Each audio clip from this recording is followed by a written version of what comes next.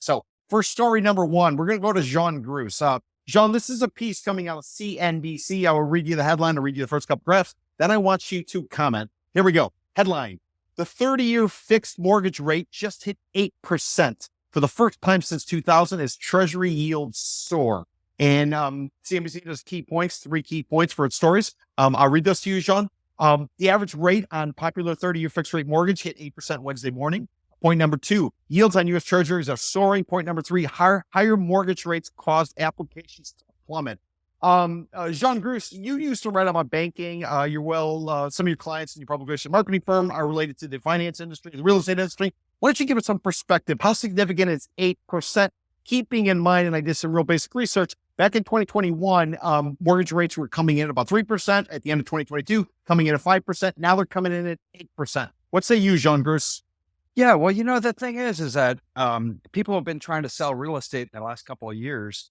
Realtors have been telling us, buy the house at this elevated rate, and rates are going to come down. And lo and behold, they keep going up. So, the promise of lower rates is so far has been an illusion. And certainly if you bought into the adjustable rate mortgages, thinking that rates were going to fall, you're going to be in for a pretty weird surprise.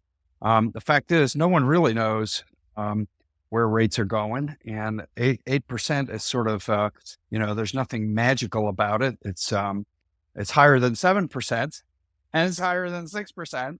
Can they go higher? Of course they can. I mean, I don't think anybody knows, and I think unfortunately, the real estate industry has been selling us this idea that mortgage rates somehow are going to be falling next year or the year after, and we just have to hang on. But I don't think anybody truly knows. And people who bought in thinking that rates were going to fall, in the near future are probably going to be disillusioned. Now, Jean, in the story, it talks about how as rates go up, applications are plummeting. Is there a certain, or have you ever written about, or have you ever spoken to anybody where there's like a tipping point, law of diminishing returns, Jean Gruss? Any number to keep an eye on? Once it hits a certain point, you're likely to see a whole bunch of would-be buyers kind of peel off and scurry, kind of like when you turn the lights on and all the roaches go flying.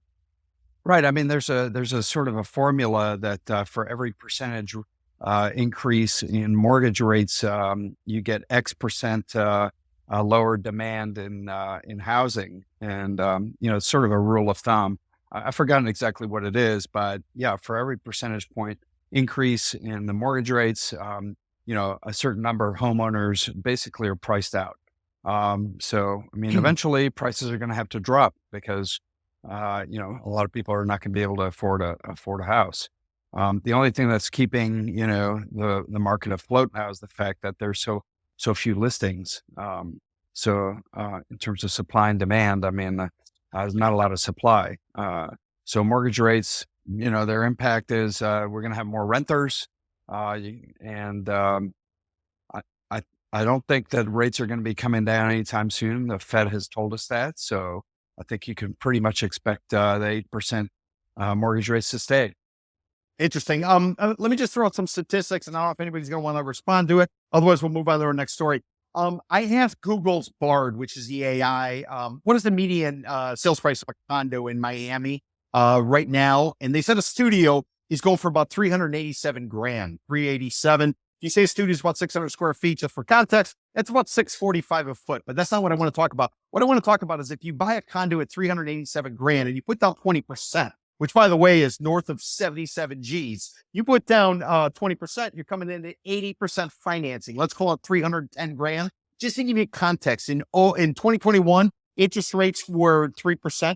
The interest amount you were paying every month on that was about $774. Now, in 2022, interest rates went to 5%. So the interest you were paying every month was $1,290. That's just interest. That's not principal. And then this year at 8% interest rates, you're looking at about $2,100 just to cover your interest nut per month on that same studio. I don't know if anybody has any comments. I don't know if anybody wants to respond, but I thought that was an important number to sort of, give you some context as to what we're really talking about. The difference between 3% in 2021, 5% interest rate in 2022, and 8% in 2023. So I'll open it to the floor if anybody wants it. That's why prices have to fall. That's why prices have to fall.